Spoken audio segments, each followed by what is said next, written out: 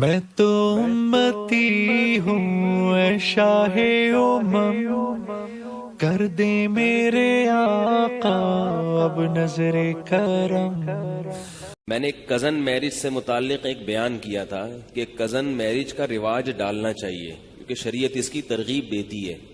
سے بعض لوگوں نے کہا کہ میڈیکل سائنس یہ کہتی ہے کہ کزن میرج میں معذور بچے پیدا ہوتے ہیں، ٹھیک ہے نا، یہ آج کل ایک مشہور کیا ہوا ہے۔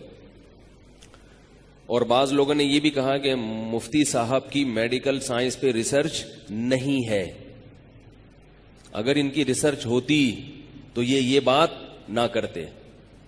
ایسا نہیں ہے، مجھے پتا ہے کہ ڈاکٹر یہ کہتے ہیں کہ کزن میں نکاح سے بچے معذور پیدا ہوتے، مجھے پتا ہے، پھر بھی میں کہتا ہوں کہ کزن میرج کو رواج بول لو یار دینا چاہیے۔ باقی ڈاکٹر ایسا کیوں کہتے ہیں تو کہنے دیں، ڈاکٹروں کہنے دیں، اس سے کیا ہوتا ہے؟ باقی ساری باتیں ڈاکٹروں کی مانتے ہیں آپ تو کہنے دیں ڈاکٹر کو، کچھ بھی نہیں ہوتا۔ چچا زاد، پھوپھی زاد، خالہ زاد، مامو زاد، یہ ان بہنوں سے، جو بہن ہے نہیں حقیقت میں لیکن مجازن بہن کہا جاتا ہے قریبی رشتے کی وجہ سے، ان میں نکاح کو رواج دینا چاہیے۔ اس میں بہت سارے فضائل ہیں اس کے۔ پہلی بات، قرآن مجید نے الگ سے پروٹوکول دیا ہے ان چار رشتوں کو۔ جہاں اللہ نے نکاح کو حلال کیا نا، نبی کو کہا کہ ہم نے آپ کے لیے بہت سی عورتیں حلال کی ہیں، ان میں اللہ نے الگ سے ان چار عورتوں کا ذکر کیا۔ وَبَنَاتِ عَمِّكَ، اے نبی آپ کے لیے آپ کی پھوپھی کی بیٹیاں بھی حلال، یعنی آپ کے چچا کی بیٹیاں بھی حلال۔ وَبَنَاتِ عَمَّاتِكَ، اور آپ کی پھوپھی کی بیٹیاں بھی حلال۔ وَبَنَاتِ خَالِكَ، اور آپ کے ماموں کی بیٹیاں بھی آپ کے لیے حلال۔ وَبَنَاتِ خَالَاتِكَ، اور آپ کی خالہ کی بیٹیاں بھی۔ تو ان کو الگ سے ہائی لائٹ کیا جا رہا ہے، کوئی تو حکمت ہوگی نا، یہی کہ بھئی یہ تو ہے ہی، ہمارے حضرت فرمایا کرتے تھے کہ یہ تو رشتے اللہ نے پیدا ہی شادی کے لیے کیے ہیں۔ جو رشتے اللہ نے پیدا ہی شادی کے لیے کیے ہوں، کیا ان کو اللہ لنگڑے لولے بچے پیدا کرنے کے لیے کرے گا؟ ہے بھئی؟ کیا ہو گیا؟ وہ اس لیے پیدا کرے گا تاکہ لنگڑے لولے بچے پیدا ہوں؟ ایسا تھوڑی ہوگا۔ دوسرا مسئلہ یہ ہے کہ ان میں نکاح میں ایک اور فائدہ ہے، صلہ رحمی۔ رشتہ داری کیا ہوتی ہے؟ بولو نا، مضبوط۔ اور رشتہ داری جوڑنا شریعت کا حکم ہے یا نہیں ہے؟ اتنی بڑی فضیلت، نماز روزے کی طرح فرض ہے رشتہ داری جوڑنا۔ اس سے رشتہ کیا ہو جاتا ہے؟ بہت مضبوط۔ نبی صلی اللہ علیہ وسلم رشتہ جوڑنے کا بڑا خیال کیا کرتے تھے، بہت خیال۔ تیسرا فائدہ اس میں یہ ہے کہ شریعت میں لڑکی کا جو نکاح ہے اس میں اس کا اہتمام کیا گیا ہے کہ غیر کفو میں نہ ہو۔ غیر کفو کا مطلب ہے کہ لڑکا لڑکی کے پیرلل یا اس سے برتر ہونا چاہیے، اس سے کمتر نہیں ہونا چاہیے، خاندانی لحاظ سے خاص طور پہ۔ بھائی جس خاندان سے لڑکی کا تعلق ہے، لڑکا ویسے ہی خاندان سے بلونگ کرتا ہو، کرتا تو اردو میں ہی ہوگا لیکن آج کل انگلش میں کیا کرتا ہو، وہ بلونگ کرتا ہو۔ کس خاندان سے؟ ایسے خاندان سے جو لڑکی کے برابر ہو یا اس سے افضل ہو، اس سے نیچے نہ ہو۔ اسلام میں ذات پات کا فرق نہیں ہے، لیکن نکاح کے لیے اس کا خیال کیا گیا ہے کہ لڑکی اونچے خاندان سے کسی کمتر لوگوں میں نہیں جانی چاہیے، ورنہ کس کا نقصان ہے؟ بولو نا، لڑکی کا نقصان، کیونکہ لڑکی نے ماتحت بننا ہے نا شوہر کے۔ تو ماتحت ایسی شخصیت کے بنا جاتا ہے جو آپ ذہنی طور پر اس کو اپنے سے برتر مان رہے ہو۔ اگر وہ بھنگی چماروں میں چلی گئی، بڑے اونچے خاندان سے چلی گئی، کہاں؟ بھنگیوں کے خاندان میں، اور آپ کہیں کہ چونکہ وہ بھنگی مسلمان ہے، کلمہ پڑھتا ہے، تو کوئی بات نہیں، ٹھیک ہے، کلمہ پڑھتا ہے، مسلمان ہے، چاہے جو بھی ہو، لیکن لڑکی ذہنی طور پر اپنے شوہر کو اپنے سر کا تاج نہیں بنائے گی، اطاعت نہیں کرے گی، اس کو برتری کا احساس ہوگا، میں اونچی اور یہ کیا میں اس کی کیوں مانوں؟ اس سے طلاق کا ریشو، بولو نا بھائی، بڑھے گا۔ اور نہیں بھی طلاق ہوگی تو پھر ایک مصیبت، ساری زندگی ایک ٹینشن۔ تو تو یہ جو چچا زاد، پھوپھی زاد، خالہ زاد، ماموں زاد بھائی کے رشتے ہیں، یہ سارے کفو ہوتے ہیں خاندانی اعتبار سے. ان میں کوئی بھی خاندانی اعتبار سے غیر کفو بولو نا بھائی نہیں. تو شریعت میں جو کفو کی تلاش ہے وہ کیا ہو جاتی ہے؟ آسان. بھئی یہ تو اپنے ہی خاندان کا ہے، تو خاندان کی تو اب بات ایک پوائنٹ تو کم ہو گیا نا. جو بھائی کتنے نمبر لگائے جاتے ہیں نا، کیا کیا دیکھا جاتا ہے. تو ایک نمبر تو شریعت نے حل کر دیا نا کزن میرج کے ذریعے.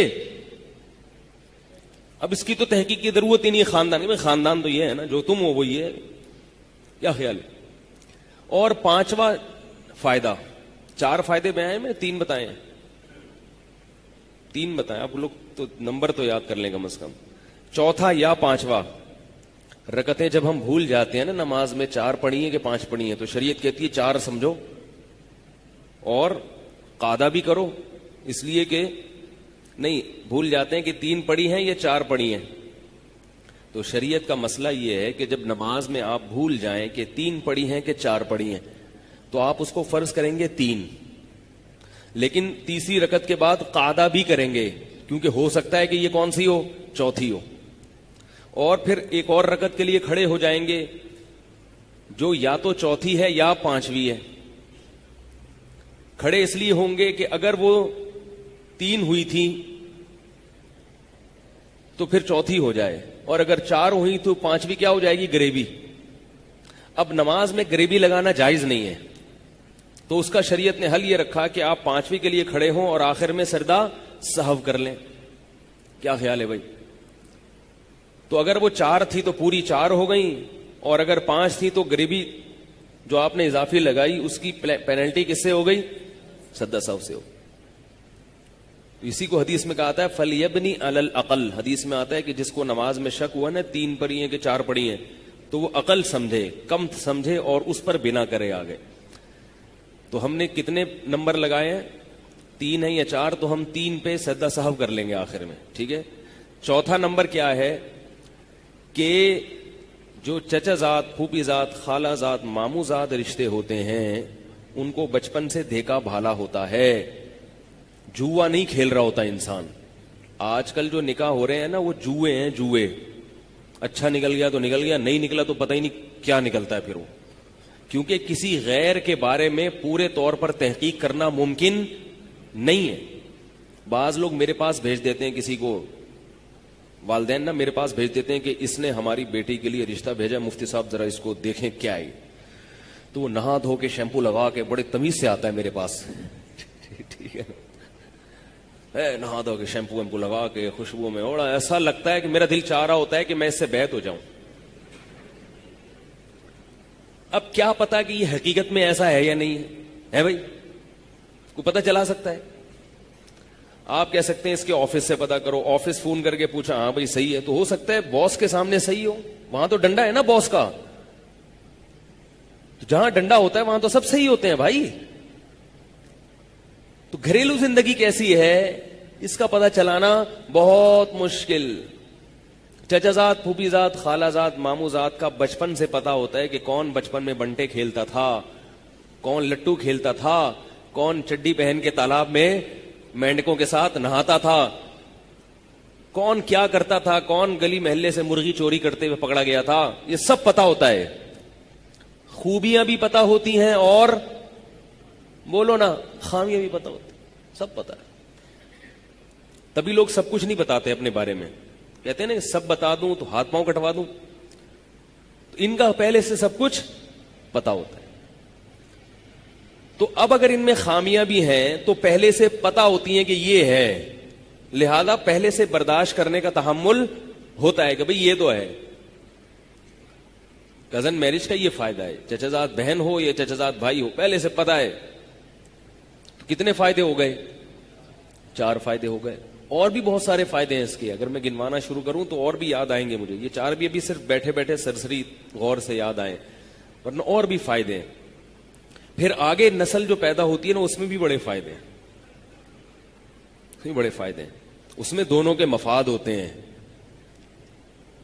جو رشتے ہیں لڑکی اور لڑکے کے ابا اور اماں کے جو رشتے ہیں وہ دونوں طرف سے ہوتے ہیں، لہذا دونوں ان رشتوں کی پاسداری کرتے ہیں.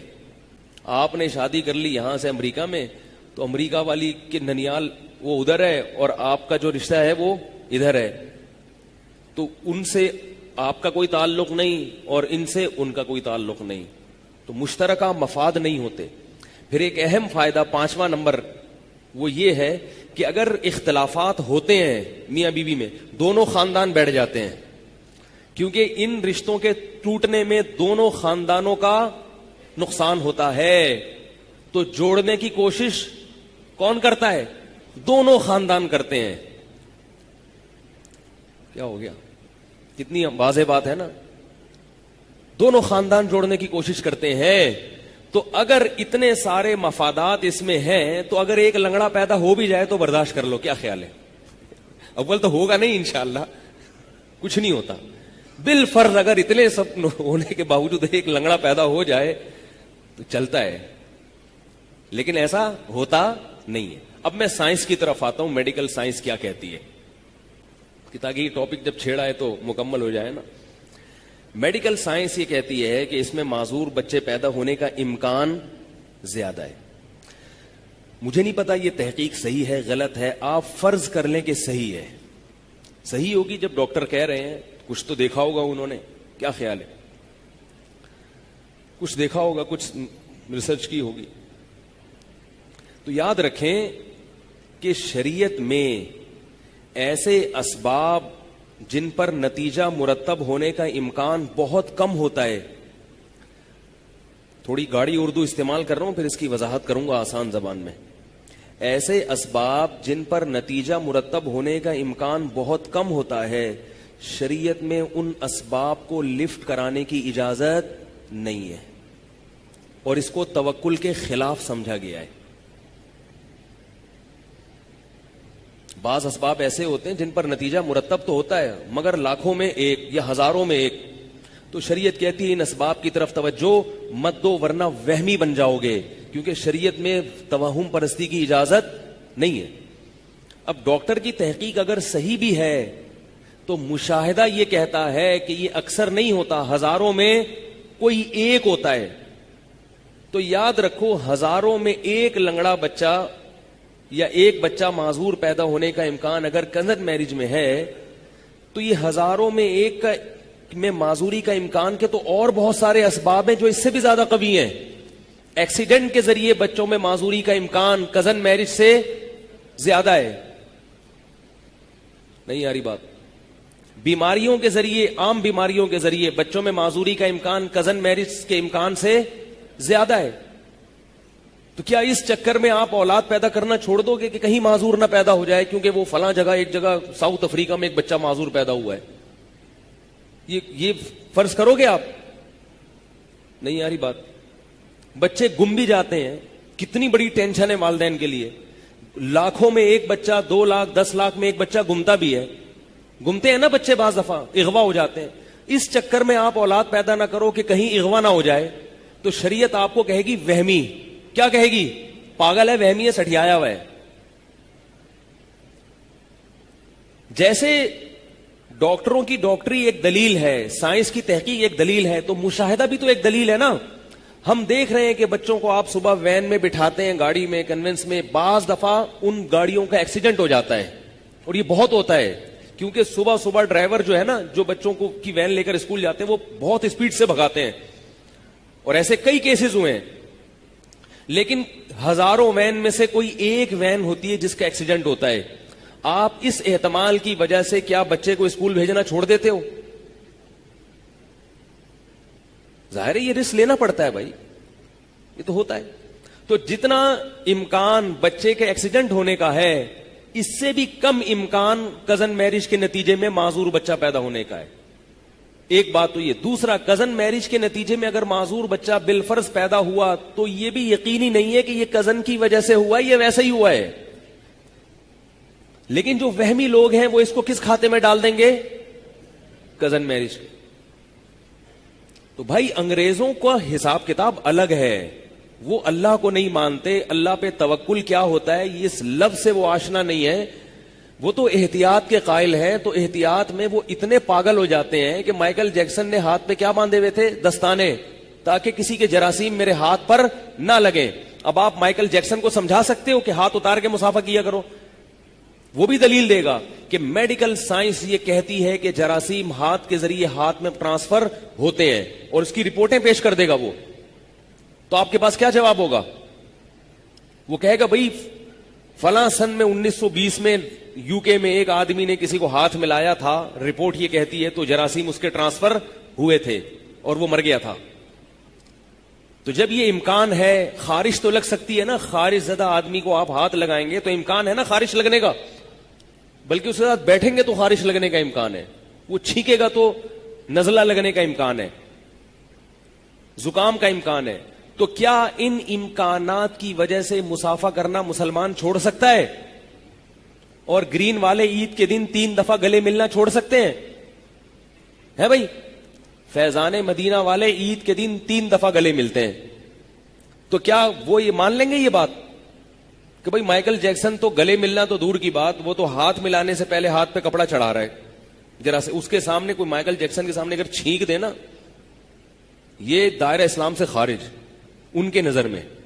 یعنی جو ہاتھ ملانے پر آمادہ نہیں ہے اس کے سامنے آپ اگر چھینک دیں گے تو وہ تو آپ کا بیڑا غرق کر دے گا, بولے گا میں تو کب سے احتیاط کر رہا ہوں اور چھینک رہے ہو. تو میڈیکل سائنس تو یہ بھی کہتی ہے, لیکن شریعت اس کو کیا قرار دیتی ہے؟ توہم پرستی.